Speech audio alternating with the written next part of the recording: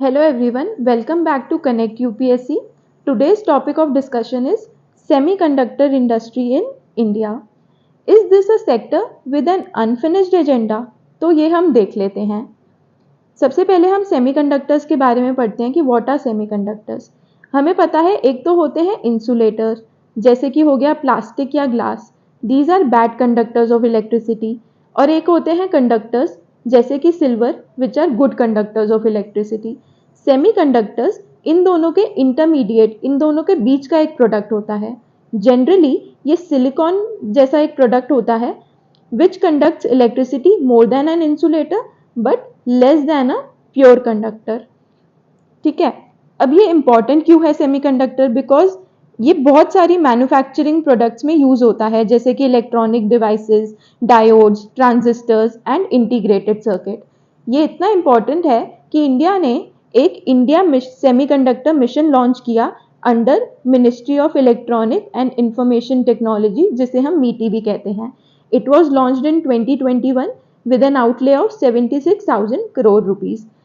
इस semiconductor mission का vision क्या है?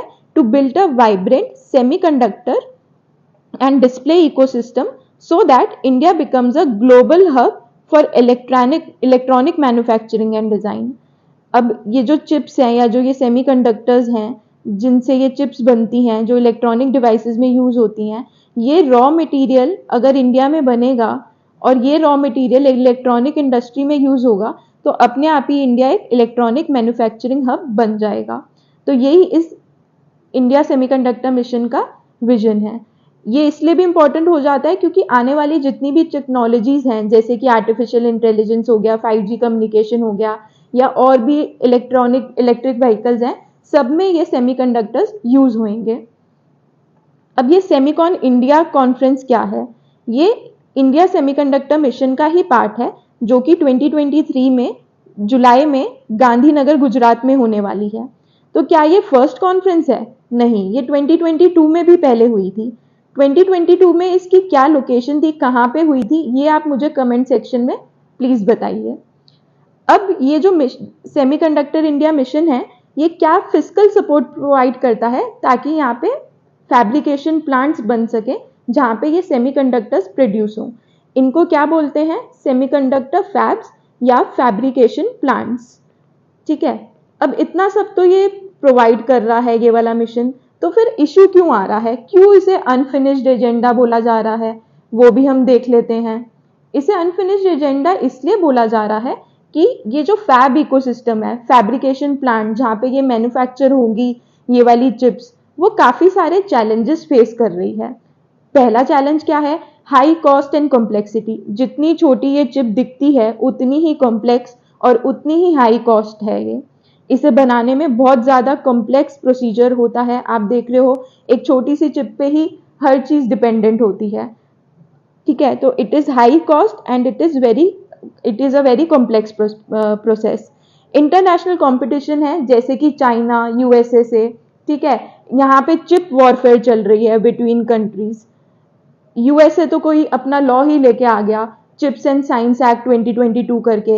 यूरोपियन यूनियन ने 7.4 बिलियन यूरोज इन्वेस्ट किए फ्रांस में फॉर दिस फैब इकोसिस्टम। तो इतनी ज्यादा इन्वेस्टमेंट हो रही है, तो इंडिया में ना आके people are going towards other countries जैसे कि यूएसए, चाइना, यूरोप। ठीक है, रिस्कियर इन्वेस्टमेंट भी है ये।